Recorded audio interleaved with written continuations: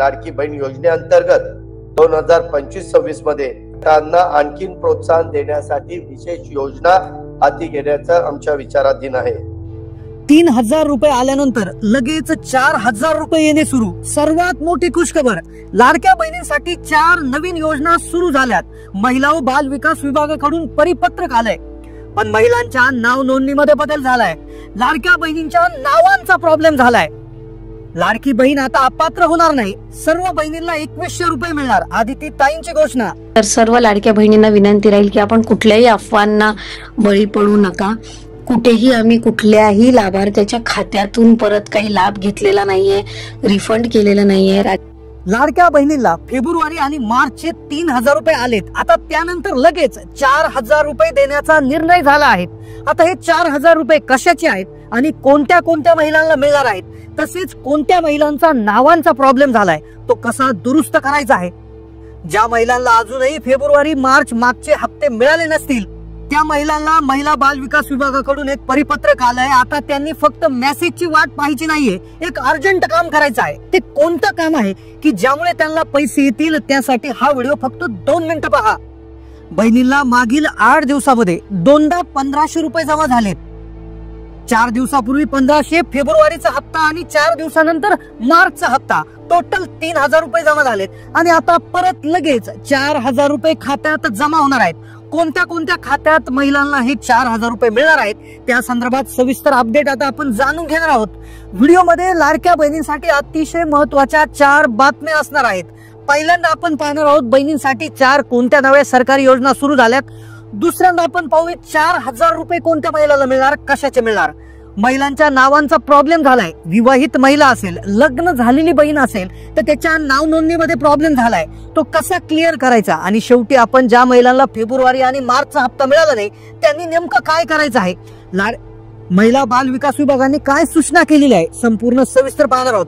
लाडक्या बहिणींनो, हा video continue शेवटपर्यंत पाहायचा आहे, अन्यथा तुम्हाला तुमचे हप्ते मिळणार नाही, 4000चं गिफ्ट मिळणार नाही आणि नावांचा जर प्रॉब्लेम झाला तर योजनेमधून बाहेर व्हाल। त्यामुळे हा व्हिडिओ पूर्ण पाहावाच लागेल।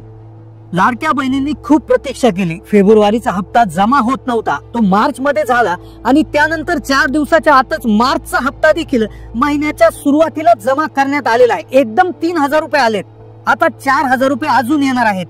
थोडा उशीर झाल्यामुळे राज्य सरकारने महिलांना भेट देण्यासाठी 4 नव्या योजना सुरू करण्यात आलेल्या आहेत, पण महिलांच्या नाव नोंदणीमध्ये बदल झालाय। ज्या बहिणी विवाहित आहेत, ज्यांचं लग्न झालेलं आहे, त्यांच्या नावामध्ये एक विशेष बदल करण्यात आला आहे, ज्यामुळे महिलांना आता प्रॉब्लेम होणार आहे, महिलांच्या अडचणीत वाढ होणार आहे। लाडक्या बहिणीला अडचणीचा सामना करावा लागेल। नवीन शासन निर्णय देखील आलेला आहे।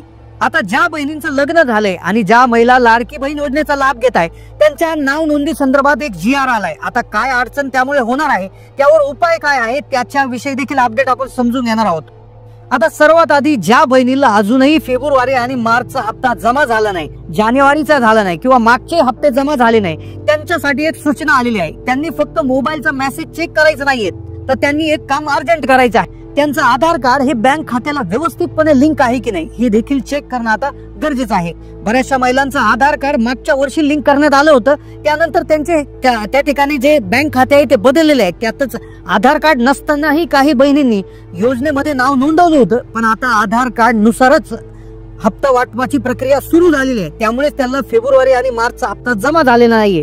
त्यामुळेच आता आधार लिंकिंग प्रॉपर आहे की नाही ते आता तुम्हाला चेक करून घ्यावं लागणार। ते कसं चेक करायचं 2 मिनिटाच्या पुढे सांगणार आहे। पण आता ज्या महिलांचं नाव नोंदणी आहे, ज्या महिलांच्या नावामध्ये प्रॉब्लेम झालाय त्या संदर्भातली अतिशय महत्वाची अपडेट आपण समजून घेतोय।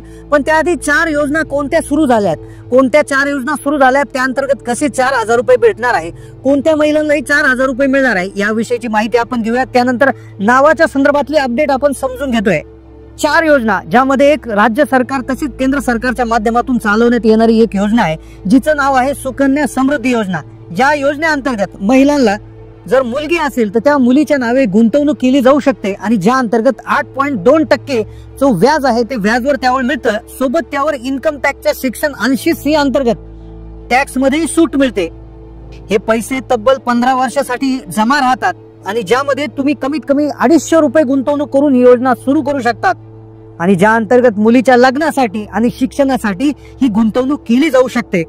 आता यानंतर जी योजना आहे की जिच्या मार्फत 4,000 रुपये महिलांना मिळू शकतात. आता हे 4,000 रुपये कोणत्या महिलांना मिळणार, त्यासाठी काय कागदपत्र लागतात, काय विशेष यासाठी सूचना आहे ती एकदा जाणून घेऊया. नंतर नावाच्या बाबतीत काय प्रॉब्लेम झालाय, नावाच्या बाबतीत काय अडचणींचा सामना महिलांना करावा लागेल ती माहिती. आता पहा, 14 जिल्हे आहेत, महाराष्ट्रातील 14 जिल्हे आहेत. तर त्या अंतर्गत केशरी रेशन कार्ड धारक जर तुमच्याकडे असेल तर तुम्हाला 4,000 रुपये मिळणार आहेत. आता हे कसे मिळतील, कोणत्या 14 जिल्ह्यात मिळतील, आता याची माहिती आपण घेतोय. आता पहा, जिल्ह्यांची यादी सर्वप्रथम सांगतोय. औरंगाबाद म्हणजे आत्ताचं छत्रपती संभाजीनगर, जालना, नांदेड, बीड, उस्मानाबाद, परभणी, लातूर, हिंगोली, अमरावती, वाशिम, अकोला, बुलढाणा, यवतमाळ आणि वर्धा 14 जिल्हे आहेत. या 14 जिल्ह्यामध्ये केशरी रेशन कार्ड धारक कुटुंबाला रेशन कार्डवर पैसे आता मिळणार आहे. हे 4,000 रुपये मिळण्याची ही जी योजना आहे, तर या योजनेची सुरुवात जानेवारी 2023 मध्ये झाली होती, ज्या अंतर्गत 14 जिल्ह्यामध्ये केशरी रेशन कार्ड धारकांना अन्नधान्याऐवजी प्रति लाभार्थी 150 रुपये देण्यात येणार होते. आता जी रक्कम 2025 मध्ये वाढवण्यात आलेली आहे, जी रक्कम आता प्रति लाभार्थी 170 रुपये करण्यात आली आहे. या योजनेअंतर्गत रोख रक्कम ही कुटुंबांच्या आधार कार्डशी संलग्न बँक खात्यामध्ये जमा करण्यात येते. आता याच्या माध्यमातून 4,000 कसे मिळणार, तर लक्षपूर्वक ऐका. केशरी रेशन कार्ड धारक म्हणजेच APL रेशन कार्ड धारक किंवा दारिद्र्य रेषेखालील लाभार्थ्यांसाठी हा निर्णय लागू राहणार आहे. याच्या अंतर्गत 14 जिल्हे सांगितले तर त्यांना आता पैसे मिळणार आहेत. आता लक्षपूर्वक ऐकायचं आहे, याच्यासाठीचं जे पात्रता असणार आहे ती म्हणजे तुमच्याकडे केशरी रेशन कार्ड धारक असणं गरजेचं आहे. दुसरं म्हणजे तुमच्या घरामधील जी महिला आहे तर ती महिला कुटुंब प्रमुख असणं गरजेचं आहे. महिला ज्या रेशन कार्डवर महिला कुटुंब प्रमुख आहे तर त्याच महिलेच्या आधार कार्डशी संलग्न बँक खात्यावर हे पैसे जमा होणार आहेत. 14 जिल्हे आधी सांगितले आहे. तर 4,000 कसे मिळणार, तर उदाहरणार्थ तुमच्या घरामध्ये जर 2 सदस्य असतील तर 170 आणि 170 असे प्रति महिना जवळपास तुम्हाला 340 रुपये मिळतील आणि वर्षाला जवळपास 4,080 रुपये मिळतील. तर अशा प्रकारे हा 4,000 रुपयाचा वेगळा लाभ तुम्हाला मिळणार आहे. पण यासाठी हे जे 14 शेतकरी आत्महत्याग्रस्त जिल्हे आहेत त्या जिल्ह्यात तुम्ही राहायला असायला पाहिजे, तुमच्याकडे केशरी रेशन कार्ड असायला पाहिजे आणि तुमची जी रेशन कार्डवर जी कुटुंब प्रमुख म्हणून महिला असायला पाहिजे. तर ह्या 3-4 गोष्टी याच्यामध्ये असणार आहे. आता नावांचा प्रॉब्लेम काय झालाय, लाडकी बहीण योजनेच्या संदर्भातील एक नावांची अपडेट आली, नावांचा प्रॉब्लेम झालाय. तर ते कोणत्या नावांचा प्रॉब्लेम झालाय, ते एक विशेष गोंधळ तयार झाला आहे. तर त्यामध्ये काय करण्यात आलं आहे, जे काही डॉक्युमेंट आता इथून पुढे निघतील, जे काही डॉक्युमेंट असतील, उत्पन्नाचा दाखला, रेशन म्हणजे कुठलेही डॉक्युमेंट असू द्या, ज्याच्यामध्ये आता वडिलांच्या नावाबरोबर आईचंही नाव लिहिणं आता बंधनकारक करण्यात येणार आहे. म्हणजे बघा, प्रत्येक व्यक्तीला आता पूर्वी मुलीचं नाव, त्यानंतर तिच्या वडिलाचं नाव आणि आडनाव अशा 3 शब्दांचं, त्या 3 अक्षरांचं एक नाव त्या ठिकाणी असायचं. पण आता ज्यामध्ये अपत्याच्या नावानंतर आईचं नाव आणि आईच्या नावानंतर वडिलांचं आणि नंतर आडनाव, तर असं कंपल्सरी करण्यात येणार आहे. आता याच्यामध्ये मुलांचं जर पुरुषाचं जर असेल तर पुरुषाचा फारसा प्रॉब्लेम होणार नाही, पण महिलांचा यामध्ये प्रॉब्लेम होणार आहे. आता जी महिला आहे जी अविवाहित आहे तर त्यावेळेस ती तिच्या आईचं वडिलांचं नाव लावून आडनाव लावू शकते. पण ज्यावेळेस तिचा विवाह होतो तर त्यावेळेस तिच्या वडिलांच्या नावाच्या जागे तिच्या पतीचं नाव त्या ठिकाणी येत असतं आणि तिचं आडनाव देखील बदलत असतं. मग यामध्ये गोंधळ असा निर्माण झालाय की ज्यावेळेस लग्न होईल तर त्यावेळेस मग आईचं नाव आणि नंतर पतीचं नाव आणि नंतर आडनाव, तर हा फार मोठा गोंधळ याच्यामध्ये होऊ शकतो. मग नेमकं कसं करायचं आहे विवाहित महिलांच्या बाबतीत, तर या बद्दल आमदार सना मलिक आहे तर यांनी विधानसभेत प्रश्न निर्माण केलाय की महिलांसमोर यामुळे अडचणी वाढतील. आता महिलांनी नेमकं कोणतं नाव लावायचं, लग्न आधीच्या वडिलांचं आईचं नाव लावायचं की फक्त पतीचं नाव लावायचं की काय लावायचं, या संदर्भात मोठा गोंधळ उडालाय. तर या संदर्भात नक्कीच सरकार यावर निर्णय घेणार आहे. या संदर्भात एखादा GR देखील लवकरात लवकर येऊ शकतो, ज्यामुळे कागदपत्रामध्ये सुसंगती राखणं हे शक्य होणार आहे, कुठल्याही प्रकारच्या अडचणी येणार आहे. त्यामुळे नक्कीच शासन लवकर यावर स्पष्ट भूमिका मांडेल आणि लवकरच यावर देखील निर्णय होणार आहेत. या मुद्द्याचं गांभीर्य लक्षात घेऊन उपमुख्यमंत्री अजित पवार यांनी देखील शासन निर्णय जारी करण्याचं आश्वासन दिलेलं आहे. त्यामुळे नक्कीच ज्या विवाहित महिला आहेत तर त्यांनी आईचं पतीचं की पतीचं वडिलांचं म्हणजे कुठल्या प्रकारे नावांची जी विशेषता जो बदल त्यांना करावा लागणार आहे ते त्या संदर्भात पुढील अपडेट येतील. ते अपडेट आपण नक्कीच आपल्या चॅनलच्या माध्यमातून देणार आहोत. पण जर तुम्ही लाडकी बहीण योजनेचे लाभार्थी असाल तर नक्कीच या अपडेट विषयी तुम्हाला जाणीवपूर्वक लक्ष ठेवावं लागेल. त्यामुळे तुम्ही चॅनलला नक्की सबस्क्राईब करा, कारण की GR हा काढला जाणार आहे. GR एकदा काढला तर तुम्हाला त्याप्रमाणे तुमचं नाव अपडेट करून घ्यावं लागेल प्रत्येक कागदपत्र. मग तुमचं रेशन कार्ड असू द्या, तुमचा उत्पन्नाचा दाखला असू द्या, तुमचं आधार कार्ड, पॅन कार्ड असू द्या, तुमचं बँक खातं असू द्या. आणि एकदा का तुम्ही नाव चेंज केलं तर त्यानुसार लाडकी बहीण योजनेमध्ये देखील तुमचा वेगळा बदल होऊ शकतो, हप्त्याला प्रॉब्लेम होऊ शकतो. त्यामुळे चॅनलला नक्की तुम्ही सबस्क्राईब करून ठेवायचं आहे, जेणेकरून अशी कुठलीही अपडेट आली ती तुम्हाला लवकरात लवकर कळेल आणि त्यामुळे लवकरात लवकर तुम्ही याचा लाभ घेऊ शकाल. तर अशाच नवनवीन व्हिडिओसाठी चॅनलला नक्की सबस्क्राईब करा.